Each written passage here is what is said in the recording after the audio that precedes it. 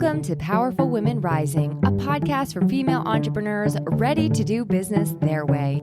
Grab your coffee and join host Melissa Snow, business relationship strategist and founder of the Powerful Women Rising community, as she interviews industry experts and shares insights on strategy, marketing, mindset, and more. Here, you'll find the tools, strategies, and inspiration you need to feel empowered, take bold action in your business, and keep rising. If you've been networking for a while, do you ever feel like you are out there doing all the things, showing up, supporting people, making introductions, sharing opportunities, and then you look around and think, hello? Why am I not getting any love back? If that's ever happened to you, stick around because today we're talking about what to do when networking starts to feel a little one-sided. If you're new here, welcome. I'm Melissa Snow, and this is the Powerful Women Rising podcast, a podcast for female entrepreneurs who want to build real relationships in business without the awkward, sleazy, let me just pitch you my thing vibes. I am a business coach and a networking expert who teaches women how to network like actual humans, not like salesy weirdos or desperate robots. And today we're diving into why networking does work even when it doesn't feel like it. Now, I want you to know that this podcast episode is somewhat autobiographical. I often come up with the ideas for the topics that I want to talk about on my solo episodes, either from what I'm experiencing in my own life or from what I'm hearing from the members of the Powerful Women Rising community, which, by the way, is an online community for female entrepreneurs. It's basically the best thing ever.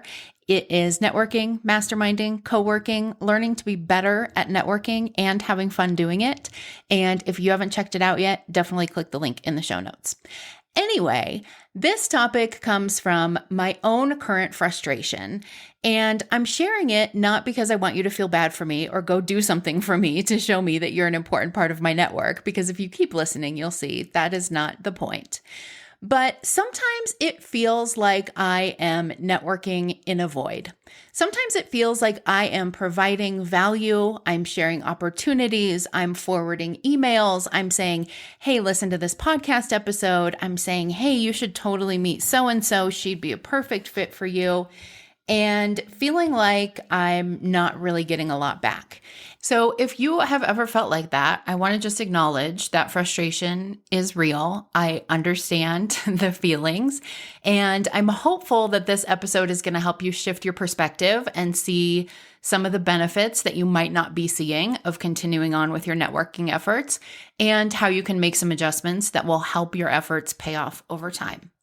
So the first thing I want to talk about is a reminder that real relationships are not transactional. And sometimes when we get to this point of feeling like, does networking even work? It's because we've shifted our focus to the transactions. We've started keeping score, expecting a return, feeling entitled to a referral because we gave one. And that doesn't make you a bad person. That's totally normal. But I want to remind you that we are about building real, authentic connections. We're about building real relationships that continue on over time and organically result in business growth. So I want to remind you that networking is about building trust and building a community. It's not a tit for tat exchange. Also, where did that phrase come from? I might have to go down an ADHD rabbit hole and Google it because tit for tat is basically one of the worst phrases, and I just used it. So I want to share an example of how not to network and how a scarcity mindset can hurt relationships. I connected with a woman years and years ago when I first moved here and started networking. And she was a realtor and was very connected in the community. Everybody knew her. She runs a local Facebook group that's just a community group, has nothing to do really with her business. And there's lots of members in it. And, you know, she's pretty well known. And I really liked her. I liked her energy. She was very spunky. And I thought she liked me. And we haven't ever been like hangout friends, but we have stayed in touch on social media. We comment on each other's posts, blah, blah, blah. So I had sent her a message asking her, hey, I've got this free event coming up. Would it be okay if I shared it in your community group? And her response back to me was basically, can you remind me of the last time you sent me a referral? And it was so off-putting and so not how I want to do business that I was over it at that point. I didn't need to post the event in her group. But I'm sharing this story with you because that is what happens when we start to think of these relationships as more transactional, when we start to keep score of like, gosh, I've done a lot for Janice recently, and I can't remember the last time that Janice has done something for me. It turns us into somebody that we don't really want to be, and it also turns us into somebody that other people don't really want to continue creating connections with. So the best analogy I can give you is to think of networking as planting seeds, not trading crops. So you are going around all of these times that you're providing value to people, whether that's a referral, whether it is sharing a resource, whether it is sharing an opportunity. Every time you're providing value, you're planting seeds.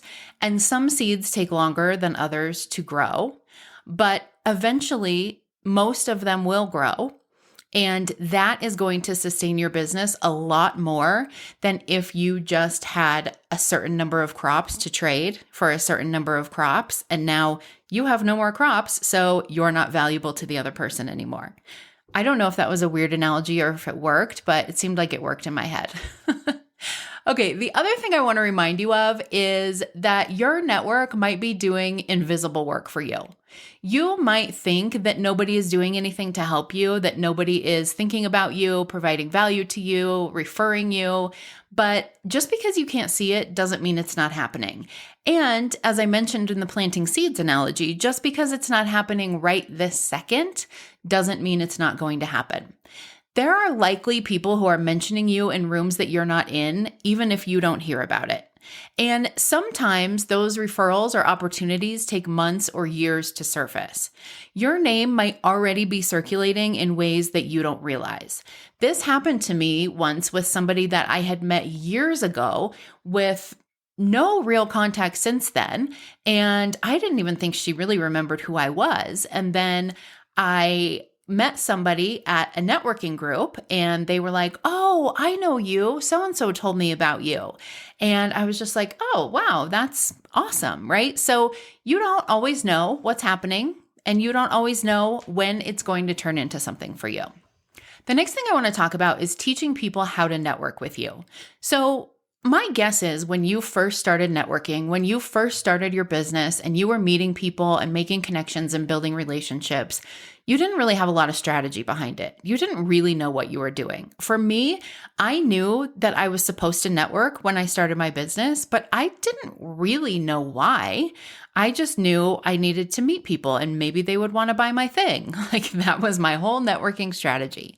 So while that is true for us, it is likely true for everyone else as well. And so there's likely a lot of people who want to be helpful to you. They want to be a valuable part of your network, but they don't really know how. Either they don't even think about providing value to you in ways other than referrals, or they don't really understand how to refer you. Maybe they don't know what kind of opportunities you're looking for right now. Maybe they are not clear on who your ideal client is or how to make that referral happen. So I recently had a one-on-one strategy session with a member of the Powerful Women Rising community, and I helped her get crystal clear on how to help other people help her.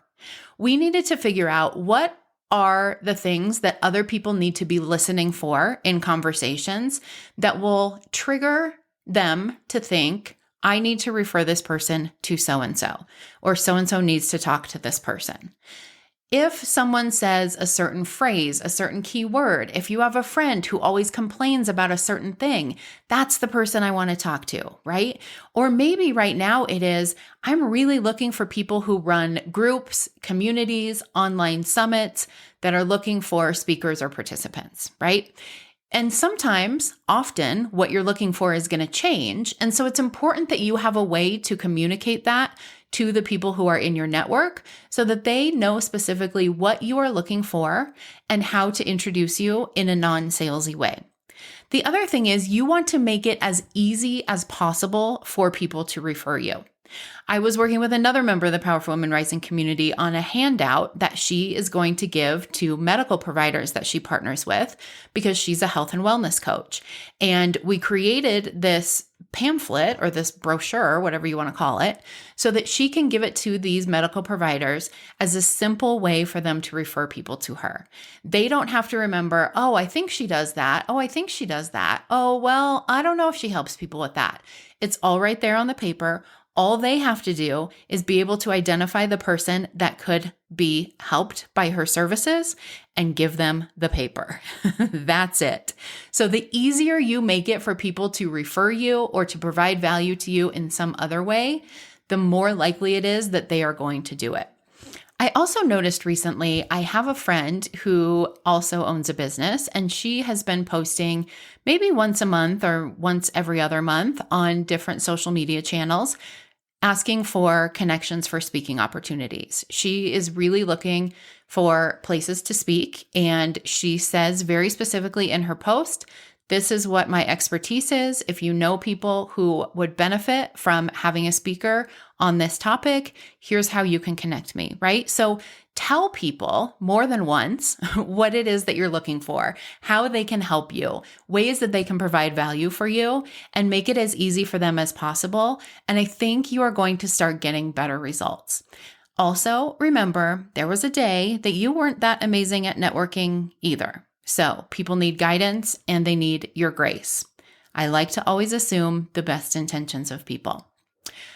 I also want to remind you that networking is a long game. This is one of the reasons that when I started this business, there were several quote unquote experts who told me it was not going to work and it was not going to sell because people, especially business owners, especially those who aren't making consistent income, want a quick win, right? We want the thing that says, I'll teach you how to make 6 figures in 90 minutes.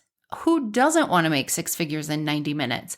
And then there's me. I'm like, networking takes a long time, but it pays off. Trust me. Let's just do it for some years and you'll find out, right?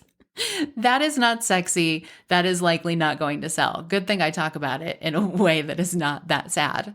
But it is important to remember that the long game pays off. This is why I say networking is one of the most sustainable business strategies that there is, because it is always compounding over time as long as you keep doing it. I know that it's exhausting when it feels one-sided, but stopping is not the solution.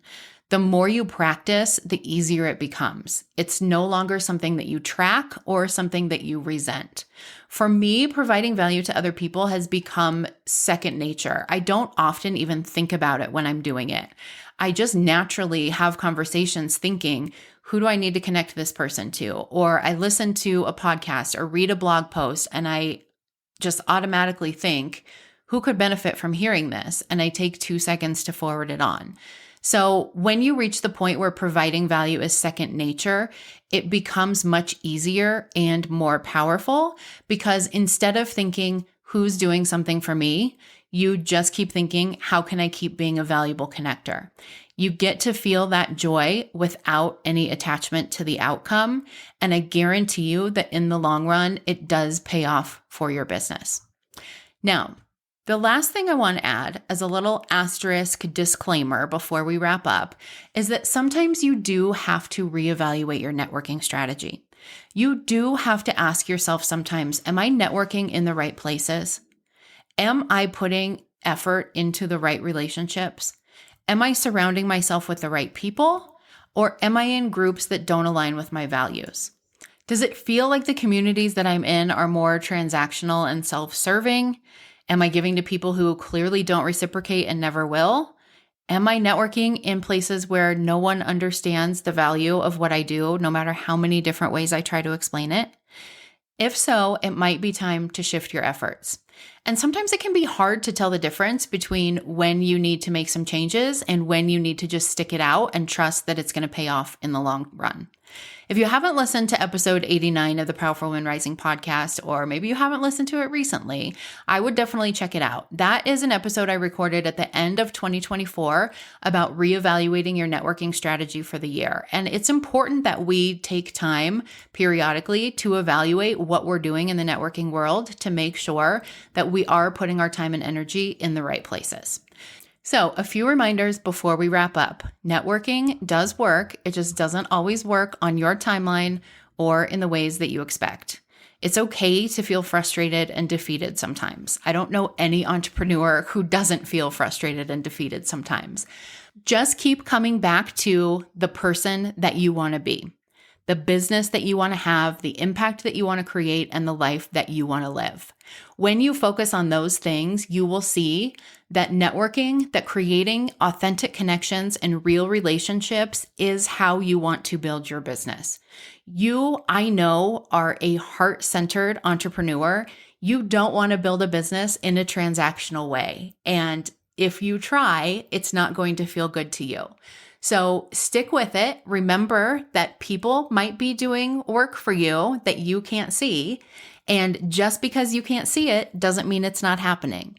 Also remember that sometimes referrals and opportunities take months or years to surface, and that you have to teach people the best way to support you as part of your network. Be vocal about what you need. Sometimes people don't know unless you tell them. So I have 2 little homework assignments for you today. 1, I want you to ask yourself, who in your network might already be doing things for you without you even realizing? And the second thing I want you to do is to reach out to someone in your network today and ask, how can I support you right now? Without expecting anything in return. If you continue to do those 2 things consistently, you will see that networking works and that it feels good. That's a wrap on this week's episode of Powerful Women Rising. Thanks for hanging out with us. If you love the podcast, make sure to subscribe, share it with a friend, write a review, or buy us a coffee. Your support helps more women like you step into their power and grow their businesses in a way that feels real and true to them. Want to keep the party going? Check out the show notes for details on our next virtual speed networking event, or join us in the Powerful Women Rising community. Until next time, remember that building a business your way is the best way.